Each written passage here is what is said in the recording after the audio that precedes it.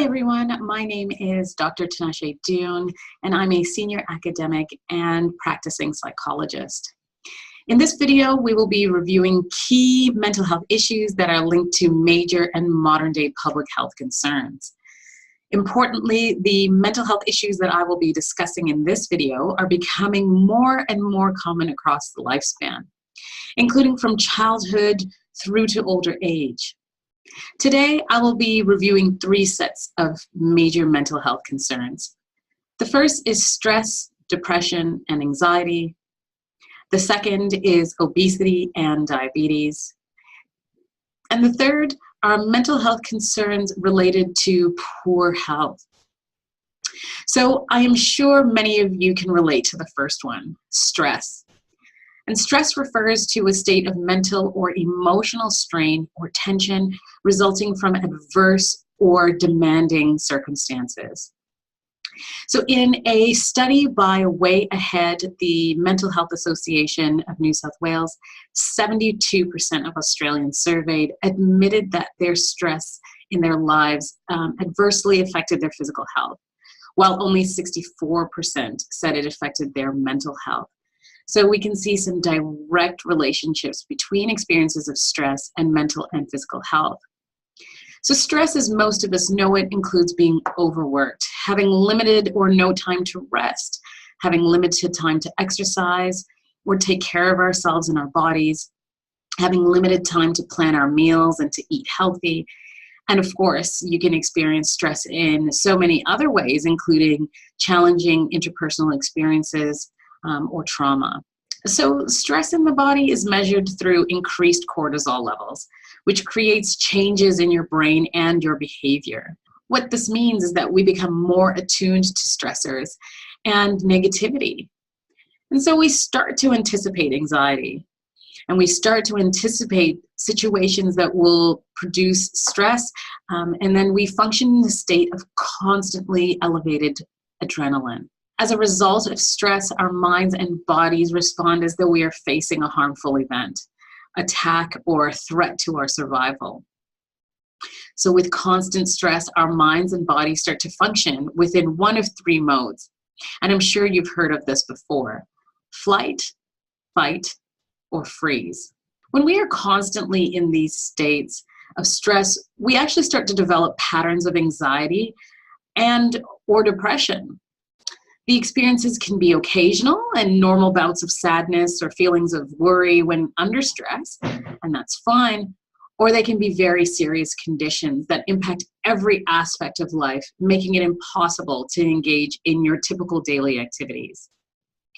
So according to a study into stress and well-being run by the Australian Psychological Society in 2014, almost 2 in 5 Australians reported experiencing at least some symptoms of depression, with 13% of these Australians reporting symptoms in the severe to extremely severe range.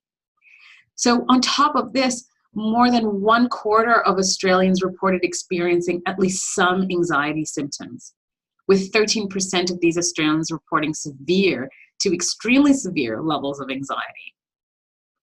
So let's take a closer look at depression and anxiety so that we better understand. Depression, or major depressive disorder, is a common and serious medical illness that negatively affects how you feel, the way you think, and how you act. Depression causes feelings of sadness and or loss of interest in the activities you once enjoyed. It can lead to a variety of emotional and physical problems and can decrease a person's ability to function at work and at home. So fortunately, it is also treatable, and this is fantastic. So getting on top of it as soon as you start to notice these persistent feelings is important. So when we think about anxiety, we're talking more than, the occasional experiences of worry. So anxiety disorders differ from normal feelings of nervousness or anxiousness and involve excessive fear or anxiety. So anxiety disorders are the most common of mental disorders, and anxiety refers to the anticipation of future concern and is more associated with muscle tension and avoidance behavior. So that flight response or even the freeze response where you just don't know what to do. Again, treatment helps most people lead normal, productive lives. So when many of us are under significant stress or feel sad or scared, we sometimes turn to high-fat, high-sugar foods with little nutritional value to help us to feel better. However, when we experience persistent stress or chronic depression and anxiety, we may begin to rely on unhealthy foods and drinks more often than we should. And as we know, poor diet is directly linked to increased risk for obesity and diabetes. So many interventions for diabetes and obesity rightly focus on healthy eating habits and increasing physical activity.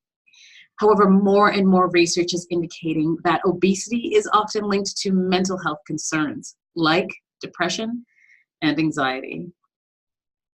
So for instance, in my research with aging Aboriginal women, I ran focus groups to explore their experiences of health and well-being.